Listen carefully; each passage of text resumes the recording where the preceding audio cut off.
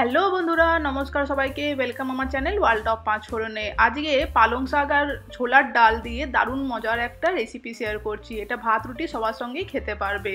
তোমরা সাধারণত পালং শাক দিয়ে পালং শাকের ঘন্ট বা পালক পনির, পালক চিকেন অনেক কিছুই খাই আমরা, কিন্তু পালং শাক দিয়ে ছোলার ডাল যে যদি রেসিপি কোনোদিন ট্রাই না করে থাকো, অবশ্যই শীত কমপ্লিটলি চলে যাওয়ার আগে এই রেসিপিটা একবার ট্রাই করে নাও, নয়তো আফসোস রয়ে যাবে খাওয়া হলো না বলে। এখনও পালং শাকটাকে পাওয়া যাচ্ছে যেহেতু মার্কেটে, ভালো করে নিয়ে এসে ধুয়ে পরিষ্কার করে কুচি কুচি করে কেটে নাও।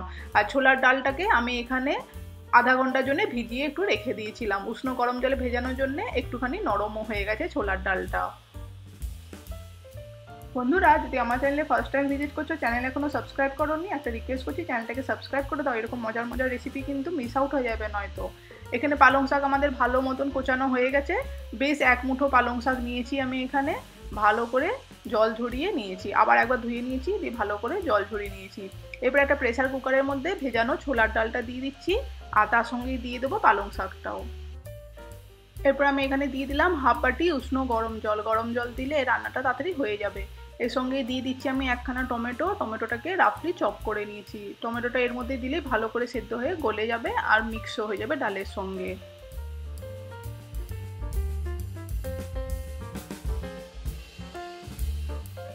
আর লাগছে আমাদের এখানে পেঁয়াজ। পেঁয়াজটাকে ফাইনলি চপ করে নেব আমরা। এরপরে এর মধ্যে দিয়ে দিচ্ছি আমি পরিমাণ মতন হলুদ গুঁড়ো। আমি 1 চামচ হলুদ গুঁড়ো দিলাম। তার সঙ্গে দিয়ে দিচ্ছি পরিমাণ মতো নুন। নুনটা এখন একটুখানি কম দিচ্ছি, লাগলে পরে একটুখানি বাড়িয়ে নিতে পারবো। আমি এখানে 1 চামচ আর সামান্য একটুখানি নুন ব্যবহার করলাম। আর দিচ্ছি জাস্ট 2 ফোঁটা মতন সর্ষের তেল।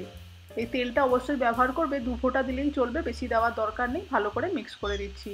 তেলটা দিলে কিন্তু প্রেসারটা বেরিয়ে চলে আসবে না, জলটা ছিটকে অনেক সময় বেরিয়ে আসে, সেইটা হবে না।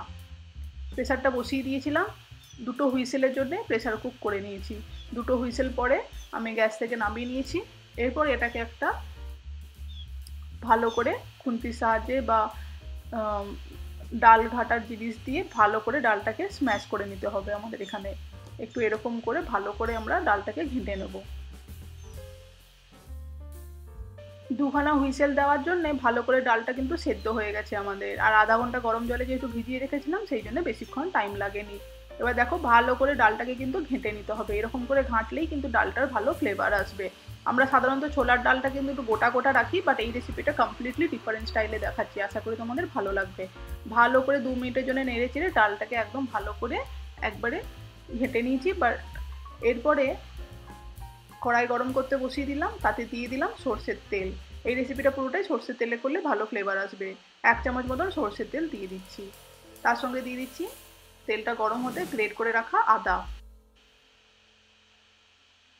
আদাটাকে তেলের মধ্যে দিয়ে একটু 2 মিনিটের জন্য নেড়ে চেড়ে নেবো, যাতে আদার কাঁচা গন্ধটা চলে যায়। এইটা কিন্তু ডালটাকে এবার তড়কা লাগাচ্ছি আমরা। এই তড়কাটা অবশ্যই লাগাবে, তাহলে কিন্তু ডালের মধ্যে খুব ভালো ফ্লেভার আসবে। আর তার সঙ্গে দিয়ে দিচ্ছি 1 চামচ আমি এখানে গোটা জিরে। জিরের আদাটাকে আমি বেশ ভালো করে 2 মিনিটের জন্য ভেজে নেব। আদা জিরেটা ভাজা হয়ে গেছে।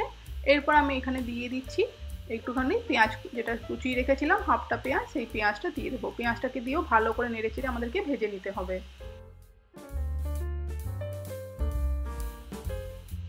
পেঁয়াজটাকে এরকমভাবেই মিডিয়াম হাই ফ্লেমে 2 মিনিটের জন্য একটু লালচে করে ভেজে নিতে হবে।